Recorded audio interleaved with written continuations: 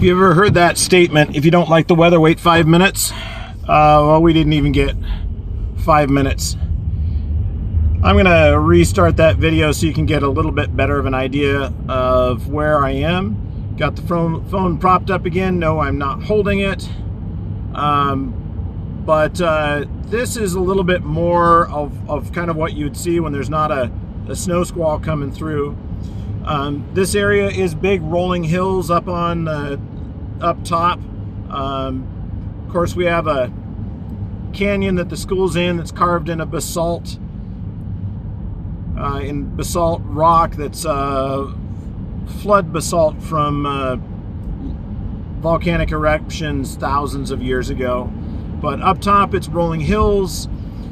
Depending on who you listen to, this could have been deposited here from the Great Missoula Flood. But if you look at it, the hills are very round. They really do look like they are water deposited. And we just kind of weave around in through that. It is a fairly rocky area. There are some glacial erratics that are in this area in the fields. But overall, it's fairly fertile, just kind of light on the moisture. Last year we were struggling from quite a drought.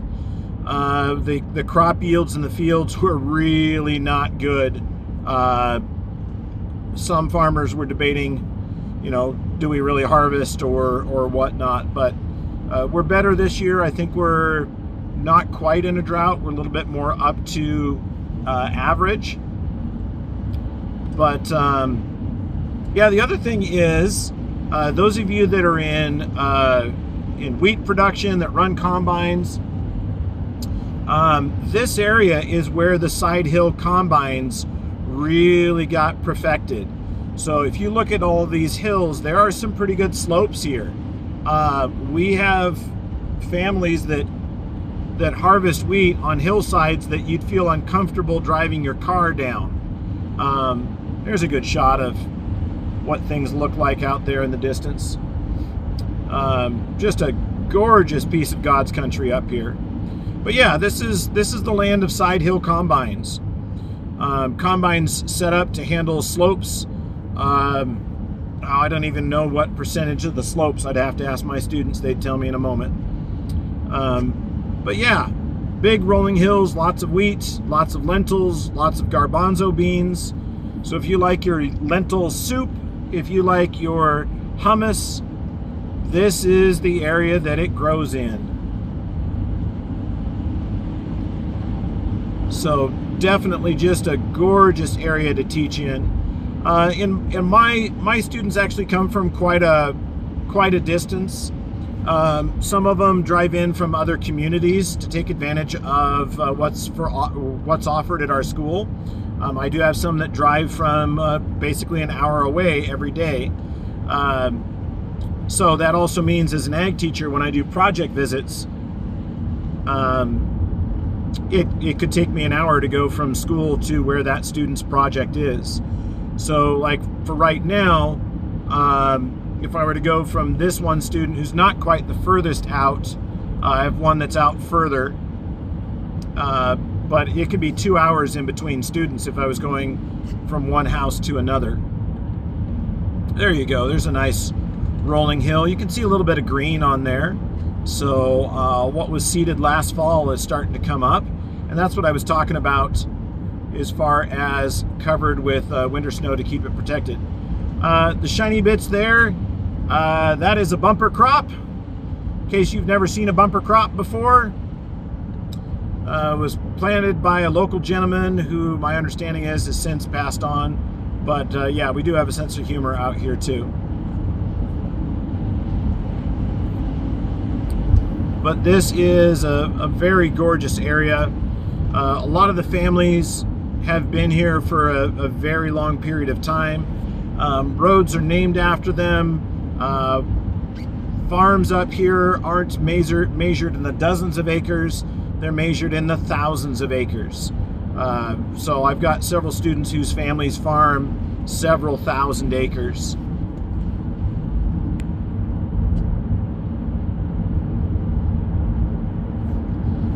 Looks like I've got a speed zone coming up.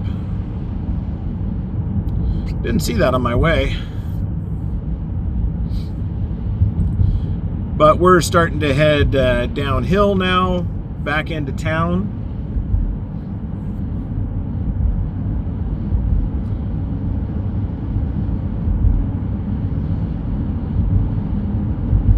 A little bit further from the snow. There's a few thousand feet that separates where the school is to the highest farms where I have students living. So weather can be quite different.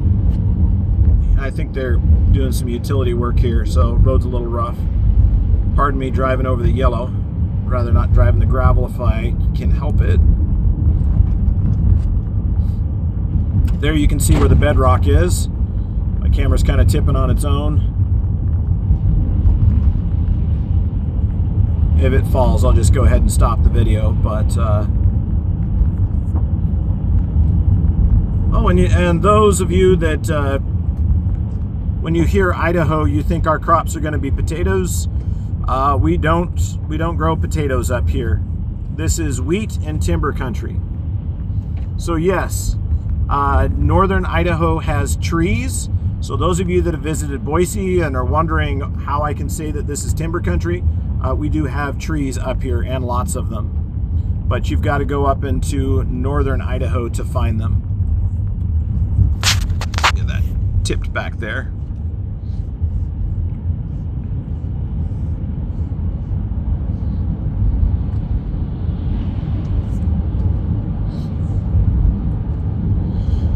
So yeah, we were just up on top where there was just rolling fields, and now we're headed down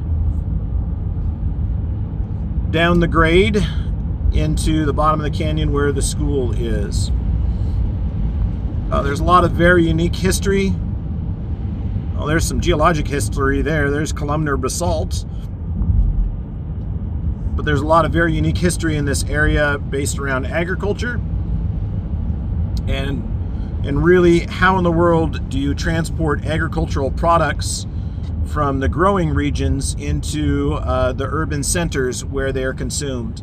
So later this summer, I'll shoot a video about the grain trolley or tram that we used to have, and some of their early attempts to get grain from up top to down in the bottom of the canyon where the rail line ran. Like many places, our rail line was pulled out many decades ago.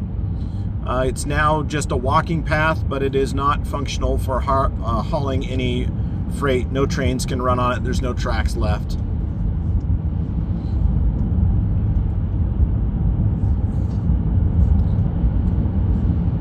But this is a fantastic area to teach.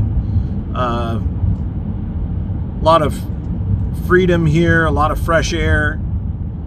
As you can see, you know, where I just came from was fairly rural. So there's a lot of places that you can just be left alone to do what you would like to do.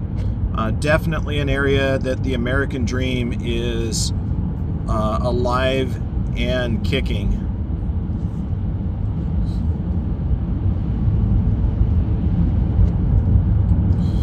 We're still going down. This goes down for several miles. It's a fairly steep grade.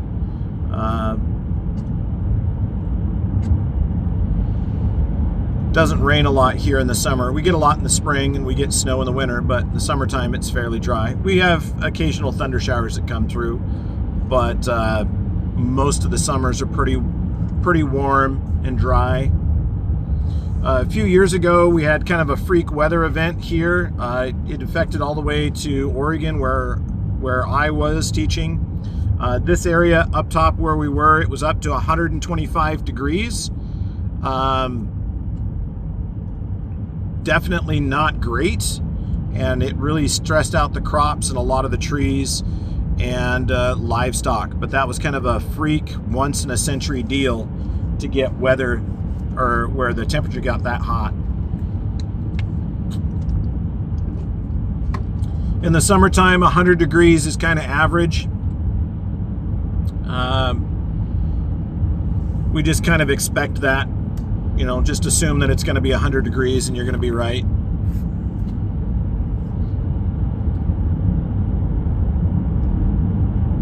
And we're coming down to the creek bottom. So I'm going to pull over here in a moment. I'll go ahead and stop the video. But that gives you a little bit of an idea of kind of the areas that I teach in.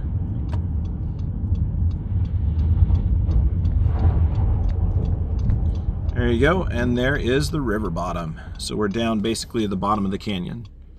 Okay, thanks for riding along with me.